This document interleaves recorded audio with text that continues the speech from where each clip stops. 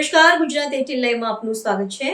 Bar councillor of ગુજરાતનો ચૂંટણી જંગ. વડોદરાના 4700 થી વધુ વકીલો આવતીકાલે લક્ષ્ય ભવિષ્ય.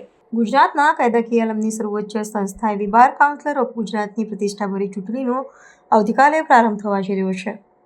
વડોદરાના કાનૂની જગતમાં ચૂંટણીને લઈને ભારે ઉત્સાહ અને રસાકસીનો માહોલ જોવા મળી રહ્યો છે.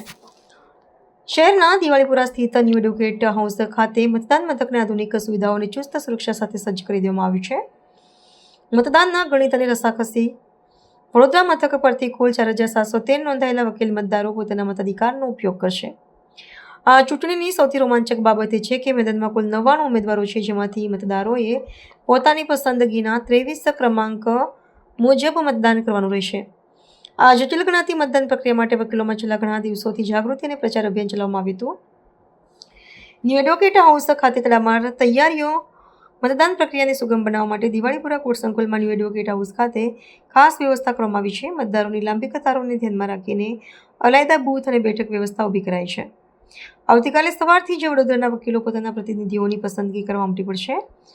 કેમ મહત્વની છે આ ચૂંટણી? બાર કાઉન્સિલરના સભ્યો વકીલોના હિતોનું રક્ષણ કરવા, વ્યાવસાયિક શિસ્ત જાળવવા અને કાયદાકીય સુધારાઓ માટે મહત્વની ભૂમિકા ભજવે છે. 99 ઉમેદવારોના ભાવિનો ફેસલો હવે વડોદરા સહિત સમગ્ર રાજ્યના વકીલોના હાથમાં છે. 23 પસંદગીના ક્રમાંક આપવાની આ પદ્ધતિમાં દરેક મત નિર્ણાયક સાબિત થશે. કાલે બાર કાઉન્સિલ ઓફ ગુજરાતનું ઇલેક્શન છે અને આ વડોદરા મથક છે.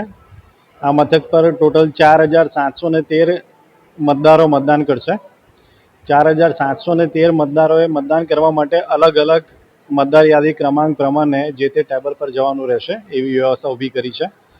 દરેક ટેબલ પર 585 જેટલા મતદારો મતદાન કરી શકે, તેમની સહી કરી શકે તેવી વ્યવસ્થા ઊભી કરી છે.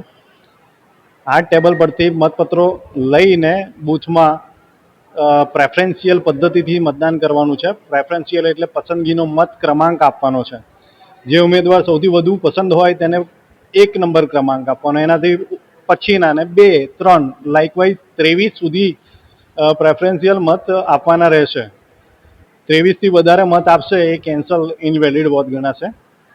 બીજું કે ક્રમાંક ક્રમમાં જ હોવો જોઈએ, એટલે 1 પછી 2 જ આવવો જોઈએ. 1 પછી ડાયરેક્ટ 5મો કે 10મો કે 23મો ના હોઈ શકે. જો એવું મતદાન કરશે તો પણ એ ઇનવેલિડ ગણાય. એટલે જે પસંદગીનો ક્રમાંક છે, ધારો કે 5 જણને આપવા છે તો 1 થી 5 સુધી આંકડા લખવાના હોય છે.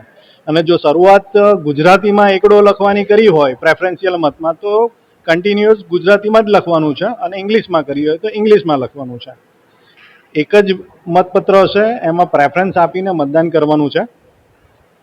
સમય સવારે 10 થી સાંજના 6 કલાક સુધીનો છે. મતદાન થયા બાદ આની મતદાનની પેટીઓ ક્યાં બાર કાઉન્સિલ ઓફ ગુજરાતમાં મોકલી આપવાની રહેશે. અને એનું વોટિંગ ક્યારે, એનો રિઝલ્ટ ક્યારે? એ બાર કાઉન્સિલ ઓફ ગુજરાત નક્કી કરે એ પ્રમાણે રહેશે.